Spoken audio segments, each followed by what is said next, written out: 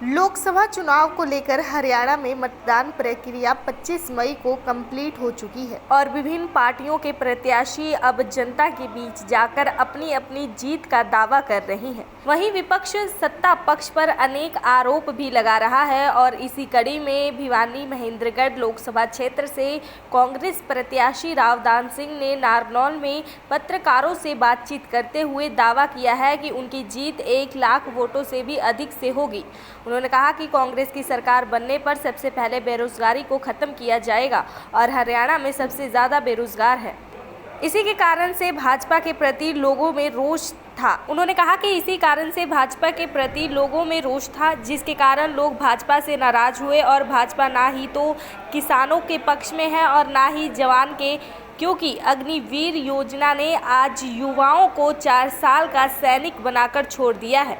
उन्होंने कहा कि फौज में हर 10वां सैनिक हरियाणा से है और भाजपा द्वारा चलाई गई अग्निवीर योजना को तुरंत बंद कर दिया जाएगा। उन्होंने कहा कि अग्निवीर योजना बंद करने के बाद नए सिरे से पुरानी तर्ज पर फौज की भर्ती शुरू की जाएगी। उन्होंने मौजूदा भाजपा सरकार पर आरोप लगाते हुए कहा कि इस सरकार में बेरोजगारी का बुरा हाल है। सबसे बड़े मुद्दे जो है ना, हमारे मुद्दे हैं वैसे तो बहुत सारे, लेकिन सबसे बड़ा है बेरोजगारी। हिंदुस्तान दुनिया का सबसे ज़्यादा जनसंख्या वाला देश है और इस देश में सबसे बड़ी संख्या युवाओं की है और युवाओं की सबसे बड़ी बेकारी और बेरोजगारी हरियाणा के अंदर है, जो पहले कभी नहीं देखी गई। वो जो एक गुस्सा लोगों में था, एक तरह से निराशा जो युवाओं के अंदर थी, वो सबसे बड़ा कारण रहा। दूसरा रहा अग्निवीर। ये इलाका जवान और किसान का रहा है। यहाँ किसान की हालत तो क्या थी, ये दिल्ली में दिखा दिया।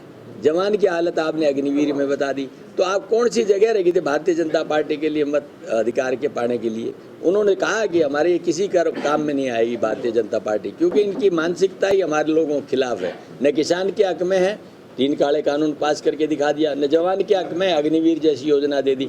आप जब देखते हैं ना, शहीदी का जो ओबिचुरी रेफरेंस भी विधानसभा में देखते हैं, उसके अंदर भी इस हरियाणा से आपको मैं बताता हूँ, जो जितने भी लोग शहादत पे जाते हैं उनका बहुत बड़ा चंक हरियाणा से होता है। इसका मतलब तो ये लोगों की हर 10वां आदमी हिंदुस्तान के अंदर फौजी हरियाणा का है। आपने उसको ले जाके अग्निवीर में टिका दिया।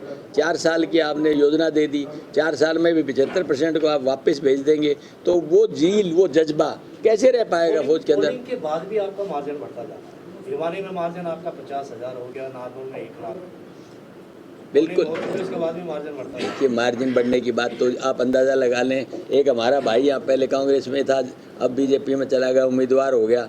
वो बीजेपी में जाते ही झूठ के सहारे चलने लग गए। उन्होंने खुद मान लिया कि 4.5 लाख की जीत पिछली बार थी, बोले मैं 49,000 से जीतूंगा।